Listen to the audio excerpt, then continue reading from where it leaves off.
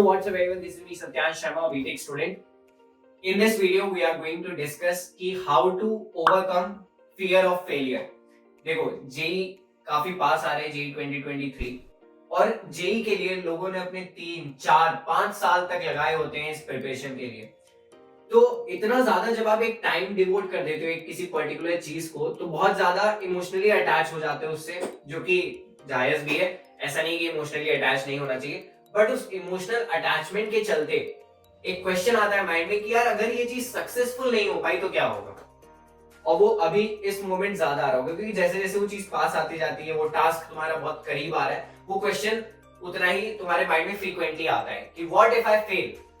तो डेफिनेटली बहुत से ऐसे लोग जो ये वीडियो देख रहे हैं उनके माइंड में भी क्वेश्चन आ रहा होगा कि what if I fail in JEE. और इसकी वजह से क्या होता है, और जनरली ये थॉट आता कब है, तुम पढ़ाई कर रहे होते हो, मे बी कोई क्वेश्चन सॉल्व कर रहे हो और रैंडमली ये थॉट तुम्हें स्ट्राइक कर जाता है और फिर इसके चलते तुम्हारे 30 से 40 मिनट इजीली वेस्ट हो जाते हैं, तुम्हारा पूरा कंसंट्रेशन लूज हो जाता है और मतलब जो एक फ्लो बनना होता है पढ़ाई का वो तुम्हारा ब्रेक हो जाता है.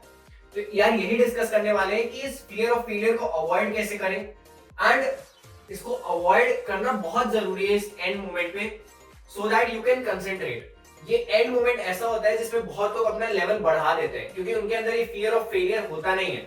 बहुत से ऐसे लोग होते हैं जिनके अंदर नहीं होता है ये फियर ऑफ फेलियर, जिसकी वजह से उनकी प्रिपरेशन जो कांस्टेंट चल रही थी वो कांस्टेंट चलती रहती है, और जिनके में ये होता है कांस्टेंट से डिक्लाइन हो जाती है तुम्हारी ये प्रिपरेशन.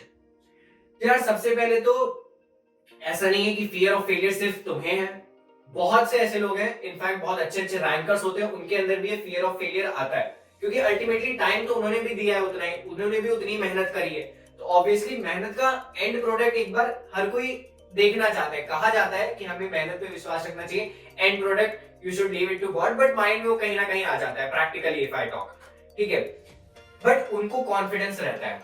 तुमने मॉक टेस्ट दिए यार इतने सारे, अच्छी अच्छी कोचिंगों के जो मॉक टेस्ट होते हैं, रेप्यूटेड कोचिंग में नाम नहीं लूंगा, उनके मॉक टेस्ट दिए हैं, उनके स्कोर्स आए हैं, तो तुम्हें पता है कि जेई में कुछ बहुत अलग नहीं आने वाला है उस मॉक टेस्ट से. तो अगर तुमने इसमें अच्छा स्कोर किया तो डेफिनेटली उसमें भी अच्छा स्कोर करने वाले. इनफैक्ट जेई मेंस जो होता है वो जनरली कोचिंग के मॉक टेस्ट से आसान होता है, तो तुम ज्यादा भी स्कोर कर सकते हो. तो यार इतना कॉन्फिडेंस तो तुम्हें खुद पे रखना होगा. If you are not keeping this much of confidence with yourself, then I might say that you are underconfident. You need neither to be underconfident nor overconfident. Overconfident भी नहीं होना है कि यार हमने तो बहुत ज्यादा प्रिपरेशन कर ली है तो हमारा तो बहुत अच्छा जाएगा. कॉन्फिडेंस रखना है अपने ऊपर मॉक टेस्ट को लेके. जैसे तुमने इतने सारे क्वेश्चन प्रैक्टिस किए, तो जब इतना सारा प्रैक्टिस किया है तो यार इसमें से बहुत कुछ अचानक ऐसा सडन चमत्कार नहीं हो जाएगा कि कुछ बाहर से अलग सा ही आ गया, और अलग अलग सा आ भी गया तो वो सिर्फ तुम्हारे लिए नहीं आएगा, बहुत से और लोगों के लिए भी आएगा. और यार सबसे बड़ी प्रॉब्लम पता है क्या है, विच आई एज अ स्टूडेंट बहुत लेट रियलाइज किया, लेट क्या आई मीन कॉलेज के फर्स्ट सेकेंड ईयर में ही रियलाइज किया अब जाके कि यार ये जो फेलियर है, मतलब पीपल थिंक कि ये लाइफ है, मतलब ये एंड है, विच इज नॉट. ये एक पर्टिकुलर टास्क है. हाँ, इस पर्टिकुलर टास्क में अगर फेल होते हो तो बुरा लगेगा, बट ऐसा नहीं कि तो तुम पूरी लाइफ में फेल हो रहे हो. तुम्हें लग रहा होगा बहुत बड़ी बात कर रहा हूँ, बट ऐसा नहीं, ये फैक्ट है कि तुम पूरी लाइफ में नहीं फेल होगे. आगे और से एग्जाम, एक one exam doesn't decide your future, तुमने सुना ही होगा. यार ये फियर ऑफ फेलियर को अपने माइंड से हटाओ, क्योंकि जब तुम्हें अपने माइंड में लाते हो तो ऑटोमेटिकली एक नेगेटिव जोन क्रिएट हो जाता है तुम्हारे माइंड के अराउंड, और तुम वही नेगेटिव थिंग सोचने लगते हो कि फियर ऑफ फेलियर अगर आ गया तो यार अगर मेरे 90 परसेंटाइल आ गए, अब 90 परसेंटाइल आ गए तो इसका कॉन्सिक्वेंस क्या होगा कि मेरे को अच्छे एनआईटीज में सीएस नहीं मिलेगा. अच्छा, इसका कॉन्सिक्वेंस क्या होगा कि मेरे को ड्रॉप लेना पड़ेगा. अच्छा, ड्रॉप में मेरे ऊपर और प्रेशर रहेगा, पेरेंट्स का प्रेशर रहेगा, रिलेटिव्स का प्रेशर रहेगा, को और भी बहुत सारे बेइज्जती सा फील होगा कि यार मैंने तो 2 साल कोचिंग में दिए फिर भी मेरे को ड्रॉप लेना पड़ रहा है. तो अल्टीमेटली तुम सोचते हो फियर ऑफ फेलियर से स्टार्ट होता है तुम्हारा. ठीक है, 10 से 15 मिनट उसमें गया, ऐसे चलते चलते चलते ये सब चीजें सोचोगे तो तुम्हारा 1-1.5 घंटा वेस्ट हो जाता है.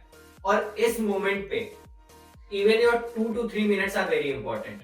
उस 2 से 3 मिनट में तुम अपने शॉर्ट नोट्स रिवाइज कर सकते हो, मतलब एक पर्टिकुलर चैप्टर के, और अगर 1.5-2 घंटा दे दो तो पूरा पूरा सब्जेक्ट के शॉर्ट नोट्स रिवाइज हो सकते हैं यार. तो फियर ऑफ फेलियर को इस मोमेंट पे हटाना बहुत जरूरी है. बहुत से ऐसे लोग होते हैं जिनके माइंड में नहीं होता है और उनकी कांस्टेंट जो चल रही होती है प्रिपरेशन वही चलती रहती है, डिक्लाइन भी नहीं होती है, राइट. तो यार इस फियर ऑफ फेलियर को you need to remove from your mind. ठीक है, and you must have heard कि God has put the greatest things on the other side of the fear. और other side of the fear पे क्या है, तुम्हारा confidence, which will improve your performance. Confidence एक लौती ऐसी चीज है यार जो बहुत हेल्प करती है।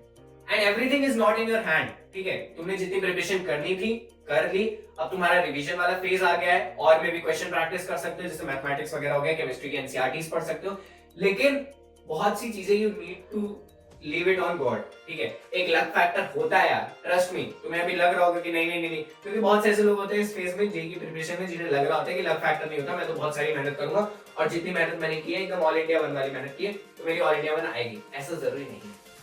There is some luck factor जो तुम्हारा रैंक डिसाइड करता है, ठीक है। तो you need to leave it on God और फियर ऑफ फेलियर से बाहर आ जाओ। एंड बहुत सी कोटेशन है यार, तुमने ये भी सुन रखा होगा कि failures are stepping to stone to success. तुम फेल हो रहे हो तो तुम्हें अल्टीमेटली तुम्हारी गलती तो रियलाइज हो रही है। अगर तुम्हारे पास और चांस है, जैसे जेईई मेंस में तुम्हारे पास 2 चांस है, एडवांस के लिए भी तुम ड्रॉप ले सकते हो, क्यों नहीं ले सकते? अगर तुमने अपने फेलियर में जो तुम्हारी मिस्टेक्स हुई और अच्छे से रियलाइज किया, then you can definitely take a drop. तो मिस्टेक्स रियलाइज करना बहुत जरूरी है, and failures are stepping stones to success, क्योंकि मिस्टेक्स रियलाइज एक बार कर ली तुमने, उस पर अच्छे से काम किया तो अल्टीमेटली बहुत ज्यादा इंप्रूवमेंट आने वाला है।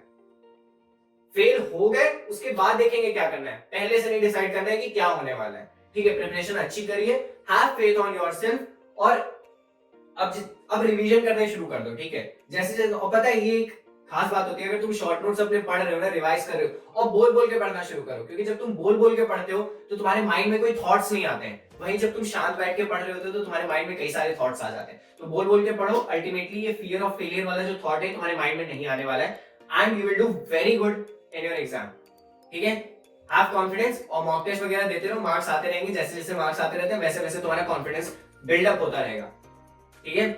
एंड सब एक जैसे, ऐसा नहीं कि तुमसे कोई बहुत ज्यादा अलग है, सबके माइंड में ये थॉट्स आते हैं, सबने प्रिपरेशन कर रखी है, हाँ हो सकता है किसी ने बहुत ज्यादा प्रिपरेशन कर रखी हो, किसी ने कम कर रखी हो, तो उसके अकॉर्डिंगली उसे रिवॉर्ड मिलने वाला है। बट हाँ, अभी टाइम है, तुम अपनी प्रिपरेशन को बूस्ट अप कर सकते हो, and please please please remove these kinds of thoughts from your mind, and that's it. All the best. Stay connected with Ujjayi. Thank you.